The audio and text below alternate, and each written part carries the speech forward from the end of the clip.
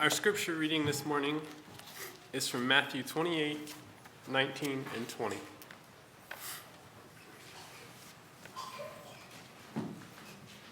It says, "Go therefore and make disciples of all the nations, baptizing them in the name of the Father, and of the Son, and of the Holy Spirit, teaching them to observe all things that I have commanded you.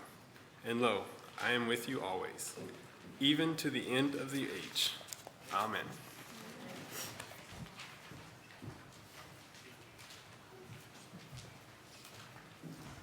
Good morning and happy Sabbath. Let me say it again. Good morning. Happy Sabbath.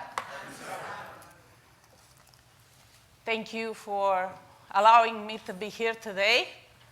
As soon as I walk in a church, I noticed you had prepared for me. You brought my friends, the giraffes, and they are in multiple places. So believe it or not, God has his own way to even decorate the church. It's good to see many people, which I know from last time I was here. There are some new faces. So for the new faces, I'm Lydia Mohorea. I'm part of the Brazelton-Houston company, which is about 9 miles from here. And I came today here to present to you a little bit from my experience, which took place last November when I went to India on a mission trip. My friends' giraffes have long neck, and I'm not sure if you can see the entire slide. I hope they can bend their necks so you can see it, but there the slide is in full view. My calling for this trip came a long time ago, and because of family and health issues, I couldn't honor the calling, but last year, God made it possible for me to go to India. So on November 14, I went to the airport, and I was ready for a long flight, but didn't know how I would feel after that long flight. So just for you to know, I left about 9:30 on Wednesday night, 9:30 p.m., and I flew to Amsterdam. So after 9 hours, I got the chance to get out of the plane for an hour and a half, and I got in another plane for another 10 hours and a half. At some point, my body began to hurt, but I got to India, and not my final destination. I got into the international airport, and it was on Friday morning at 1 a.m. when I got there. And I had to wait until 10:30 a.m. And I got in another plane, flew another 2 hours, and finally I got to the destination. I got to Rajahamundry, was about 1:30ish. A group of people came to greet me and to take me to the campus where the rest of the missionary came 2 weeks earlier than me.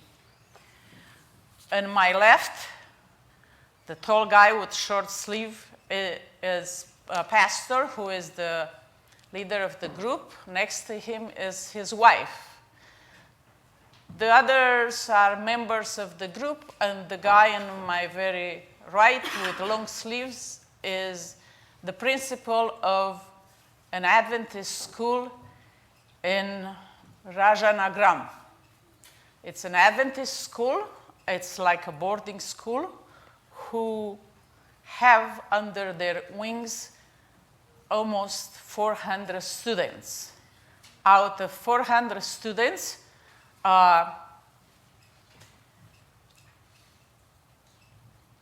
328 students live in the dorms. The rest of them come from the cities around. Every morning they come through the gate. So you can imagine is a multitude of students there. They greeted me very warmly, and after the greeting and unpacking my stuff, I had to be on the road for my first mission. The people who came before me, the 3 pastors, each one of them had 2 series of evangelistic meetings. And I had to be at the last series, and I had to translate for them on Friday night.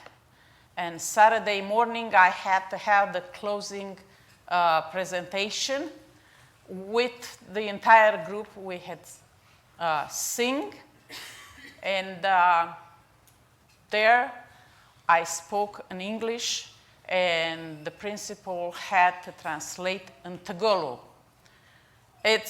You say 2 words, and he say about 15 to explain to people.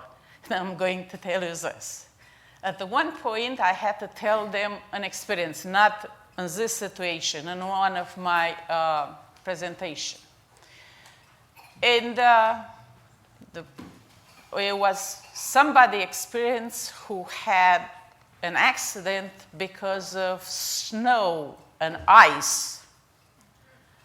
How do you explain to people who never had seen ice and snow, ice roads? I had to talk with him in advance and explain to him what is that. It took him about 3 minutes to explain to them what ice and snow is, because there was winter. And there were days when it was 95 degrees. And in the morning, they wear sweaters and hats because it was cold. I was in shorts and sleeveless shirt, and they went, "Aren't you cold?" No, I'm not. So that language is full mouth. And probably if I will hear someone here talking that language, I recognize it after so many times listening to it. After the sermon, I went to the final baptism. The total baptism there was 150 people. The last Sabbath, 40 people were baptized in one series, and an hour later, 25 came because they came from a different place, and they don't have place to baptize them everywhere. So the 2 pastors were baptizing in a place where people usually do the laundry, common laundry place in the city. Here are some people who were candidates at the baptism, and after that, we begin to travel. You may ask yourself why I'm showing you this building. It's because we can call it the porch of a house. Here, and in front of that building, about 100 people are meeting every Sabbath for the last 18 years. And rain or shine, hot or a little bit cold, they meet there. And they have been praying for a church building. Pastor Romeo, the pastor I had shown you in the beginning, had established this mission 6 years ago. And every year he had collected money from donors to help building churches. I'm going to show you later some of the churches which are in process to be built. In 2018, Pastor Romeo heard about this church, and he assessed the needs with the group and with the conference committee and with the pastor who is there. And here are two pictures where you can see the white lines where we are going to sponsor a church. Sponsoring a church involves providing money to buy bricks, mortar, rebars, sand, and lime. These are the most expensive things there. If you provide that, people will provide the labor, and the rest will be ready.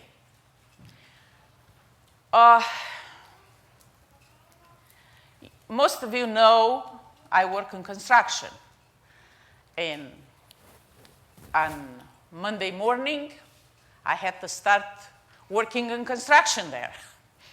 They asked me to go negotiate materials for that church and two others which they have been promised. So for almost a day, I stayed at the construction yard and negotiated and waited for them to weight all this material and put it together. And this is the church which have been started in 2017, and they brought it to this stage. It's pretty big inside, and they will finish it, and by the time we go this fall again, will be ready. They don't need a fancy place.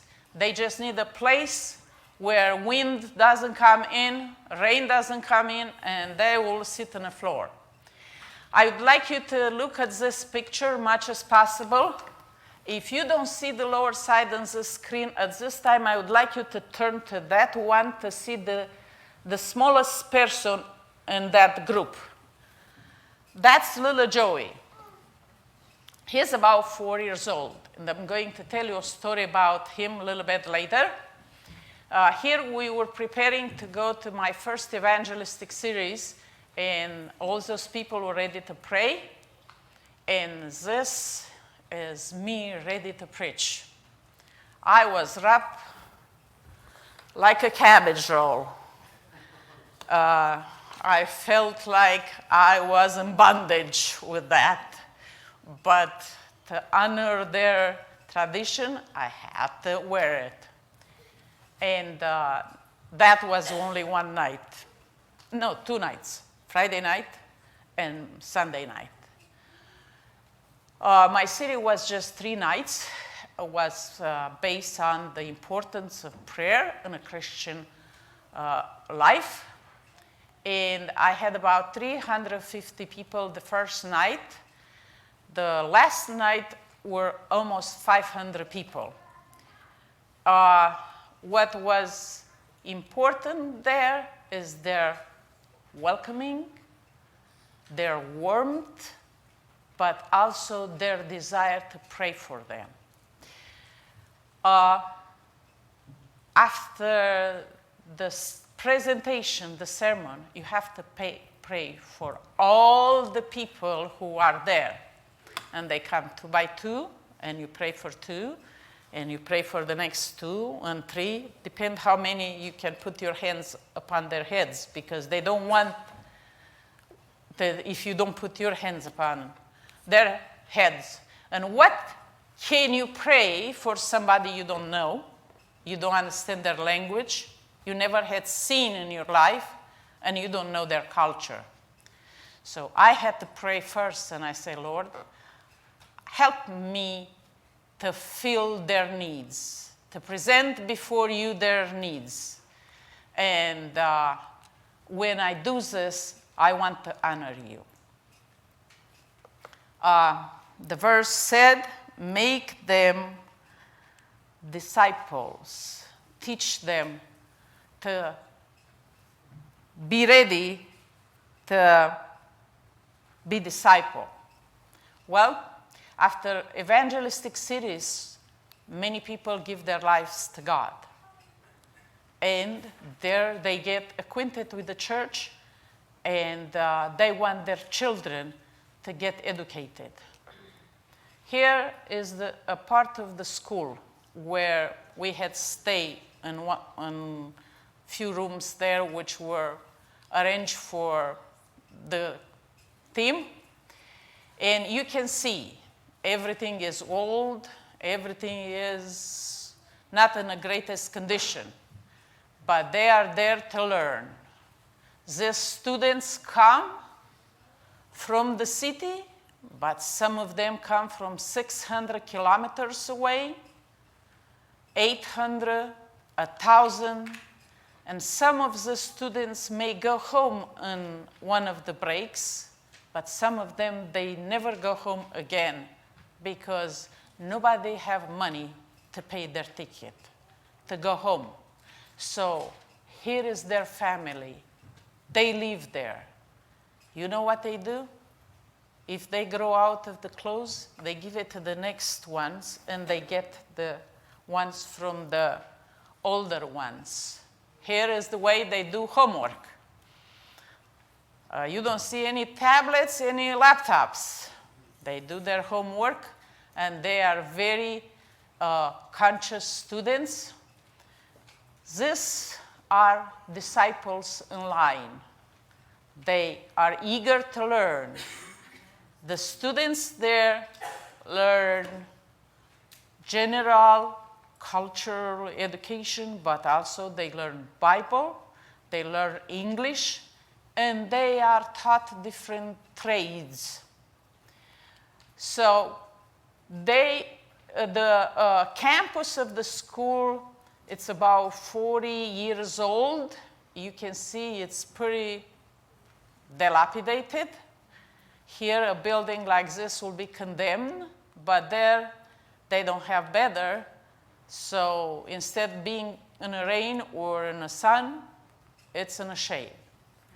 And all these children live in the dorms. Look how many in one dorm. And those beds are metal shelf. Really, I touched them. They are metal shelves. And they have a teeny mattress and some kind of old blanket to cover themselves because at night they consider it's cold. Our plan is this fall to refurbish the dorms. You see they had rain, and you see there some of the ceilings are damaged, and the entire dorms need to be refurbished. All of the people from the crew are raising funds to refurbish the dorms and to sponsor students. At some point, I will have the young people pass these forms around, so you will have opportunity to be a missionary. There is their closet and the windowsill, their books and their plate. And here they go to the bathroom. When I got there, one of the crew members from the Romanian group took me to these bathrooms.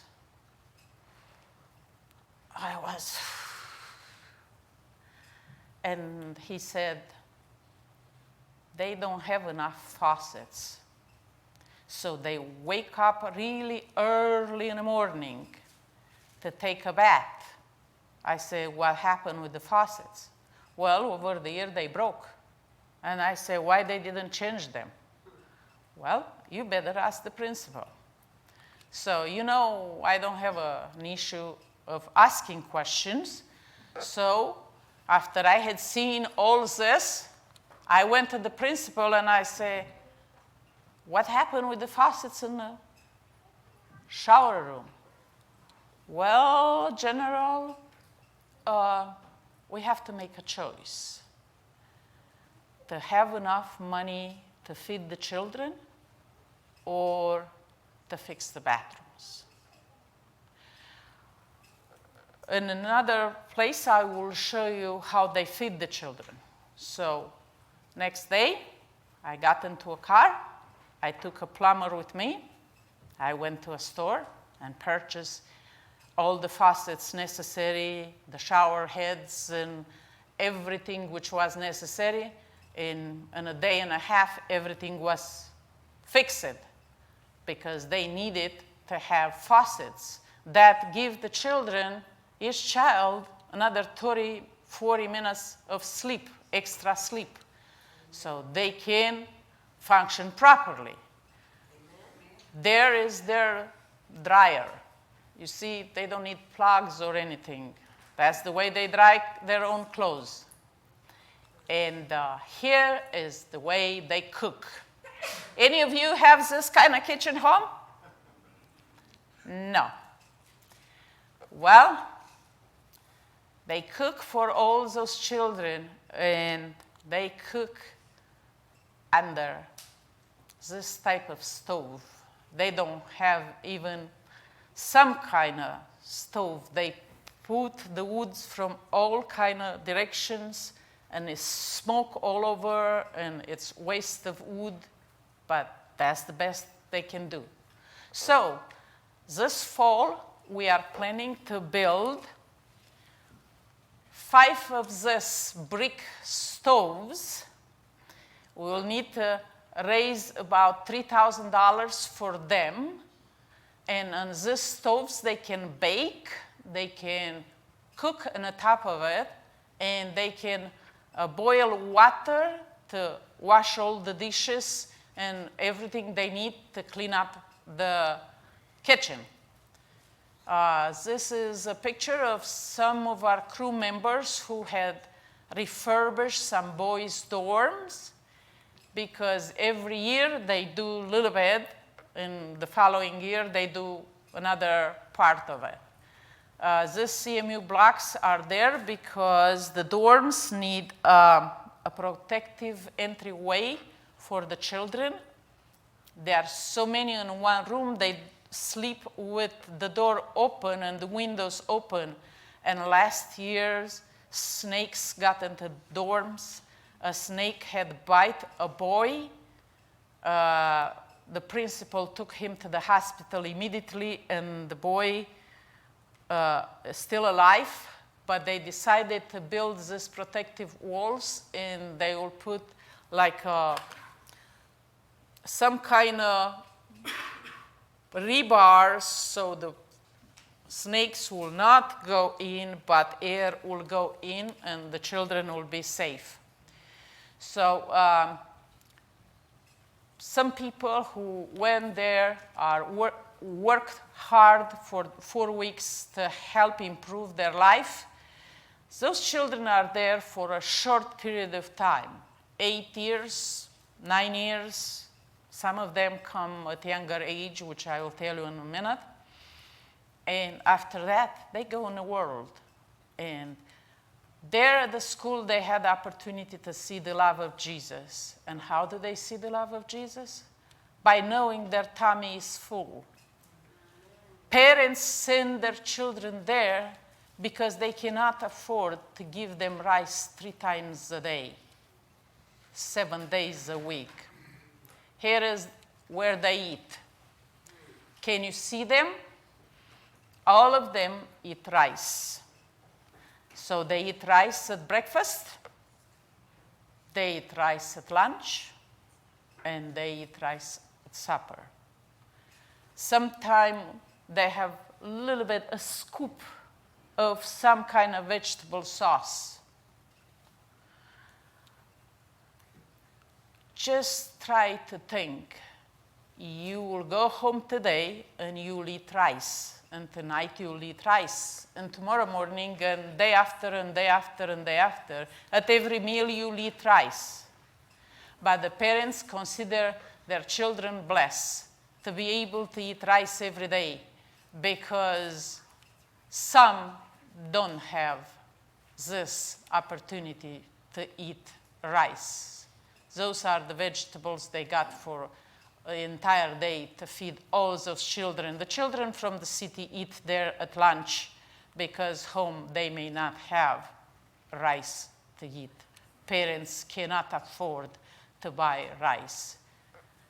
Can you see them how they sing? With all their heart. With all their heart. They sing boys and girls. And they come to worship, and that's the place where they learn about Jesus. Here is the picture I was telling you earlier about. You don't have here a 1.5 years old child, do you? No. Well, this boy now is 4 years old.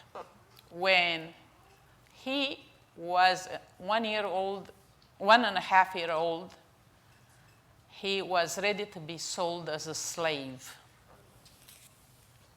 He was born in a family where the father didn't care about the mother. He was drinking, not working very much, because he was drunk when he woke up in the morning, and he was drunk for lunch. So the mother could not provide for herself and for the boy.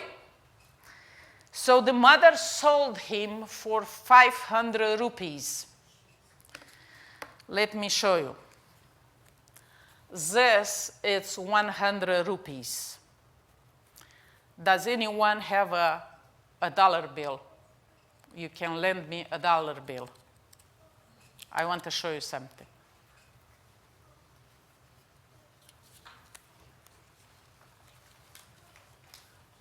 Thank you. This many rupee, it's $1. 70 rupees, it's $1. The mother sold the child for 500 rupees. 70 rupees is $1. That was the price of this boy. And the people who purchased him, paid for him, they kept him for a while, and the drought came in their village. They couldn't feed him, but because they took care of him for a little bit, they want to sell him. And it happened that the missionary pastor, which is sponsored by the Romanian group, was in that village. And some Adventist member went to the pastor and he said, these people want to sell this boy. He go, how much do they want? Well, 20,000 rupees, about $30, close to $30. The pastor called the principal, the guy you had seen, and he said, Vijay, there is a boy which people want to sell as a slave. It's a 1.5 year old boy. Do you have a solution? Vijay said, how much do they want? 20,000 rupees. Vijay, the principal, has $190 a month. That's his salary. And without hesitation, he said, bring it over. It was a few hundred kilometers, but they put it in some kind of transportation mobile, and they sent it there. They brought it to his office, and he was unkept. He looked like an animal from the jungle. And they brought it to him. Vijay, the principal, paid for him. And after that, he called his wife. You will see it in another picture. And Vanya, when she walked in, she saw him and she went, what this creature is doing here? But before she finished her thought, the little boy ran to her, embraced her leg, and he called her mama. She took him, washed him, fed him, dressed him, and they take care of him because they didn't want him to be slave. Her husband explained to her. So we got involved in the life of those people. We have been to church with them, to evangelistic cities with them, and we want to help them in many ways as possible. And some pictures later you will see most of the places where we have been, they are dirty. So we took the students, all the students from the school, and we had to clean up all the property in front of the church, the school. Next morning, when the principal got out at the gate for something, some people stopped and said, "What is in here? It's so clean. Yesterday we had seen people cleaning. We never had seen a place clean like this in our city." The principal had the opportunity to say, "It's a Seventh-day Adventist school. It's a Christian school. We educate children here." Oh, I want to know more. I want my child to come and learn from these people. So that's one way to teach people about Jesus. When we travel to different churches for evangelism, we had seen their houses. Here is the way their houses look like. The way they cook, the way they live, and these are their idols. They are in an airport, they are in the streets. The cow is an idol, the holy cow. And if you are in one of their taxi, you have to wait until the cow will move. And after that, you will pass. Cows are everywhere.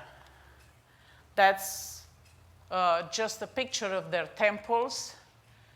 And the group before we left.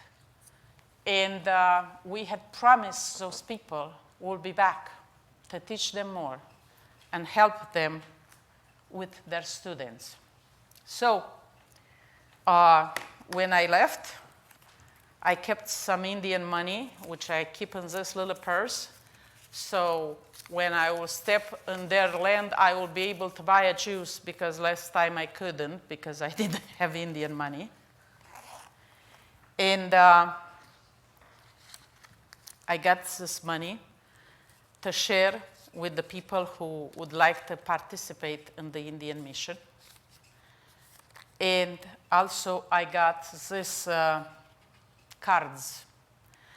At this time, please take some and share with the people who would like to participate.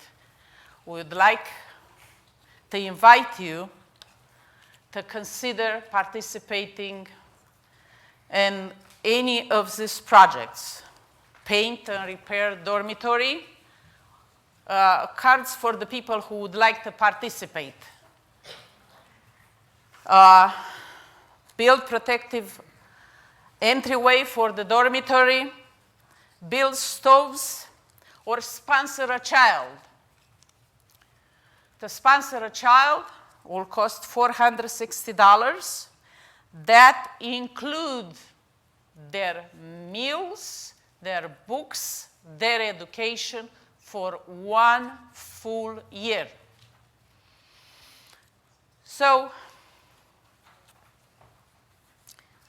I would like you to fill the form, and I would like at the end to collect the forms.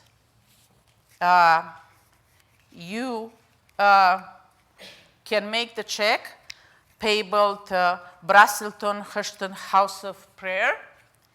You will receive tax-deductible receipt for it. But if you are not prepared today, we would like to extend a little bit of a time of grace for you. And we would like by 1st of September to receive all the sponsorships. I'm preparing to go back 1st of November, about 1st of November. The travel has to be on Wednesday so we can be there by Friday. And when I'll go back, I would like to take money to help with some of the projects. One of my colleagues from the team had already raised money to sponsor 40 students. Her alone, and 3 churches she had raised money for 40 students. $460 sound a lot of money, but if you count, it's a little bit more than $1 a day. So we can give sacrificially. And I know in our church there are many people dedicated to mission, and you have your own mission here in Auburn, and I would like to help you to extend your mission abroad. Not all of you can get on a plane and stay there until your bones hurt, but you can help financially and it will be greatly appreciated. I would like to see who would like to have a rupee. I have a few rupees to give away. Indian money. Who would like to have an Indian money? Anybody want an Indian money? Maybe this will remind you how good your life is, and you'll put something aside for some needy children. You want some? You want one, David? David?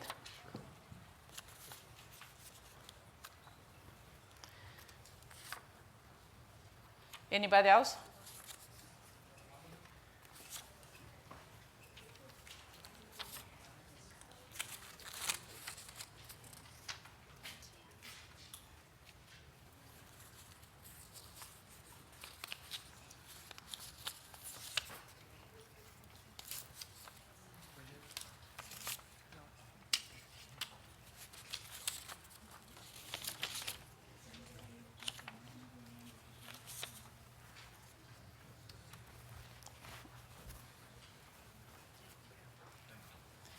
Well, I would like to invite Kirk to do the closing song.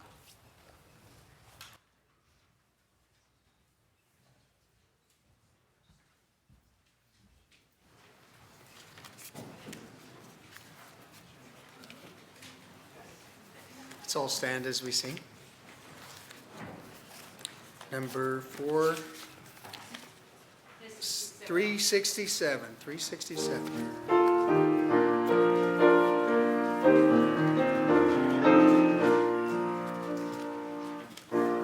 Rescue the perishing, care for the dying, snatch them in pity from sin and the grave. Weep o'er the erring one, lift up the fallen, tell them of Jesus the mighty to save. Rescue the perishing, care for the dying.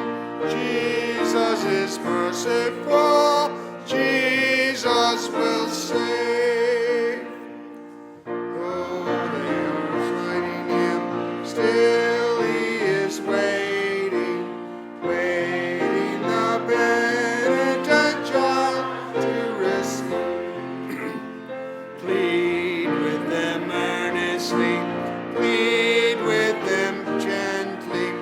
He will forgive if they only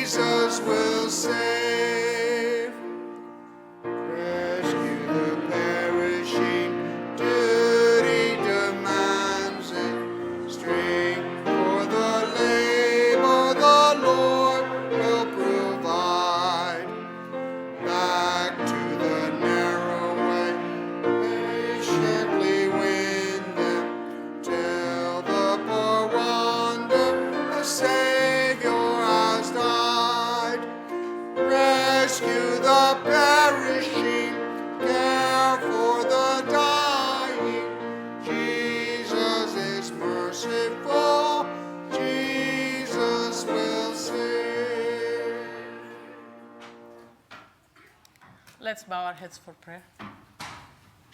Our Father, which art in heaven, we want to thank you for all the things we have, for the blessing of knowing you, and the opportunity you put before us to get to the ones who don't know you, to be your witnesses.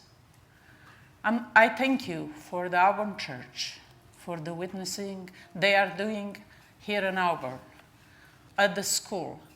And I'm sure the children and their parents appreciate everything they do for them. And I'm asking you, Lord, to impress upon the hearts of people to also participate, to help the children who have less or nothing, so they will get to know your love and they will be ready for the soon coming of Jesus. Please be with all of us and the rest of the Sabbath and the week to come. Keep us safe and keep us studying your word and be consecrated to you, so we will be a light to the ones who meet us, so all of us, we can go home to be with you for eternity. Amen.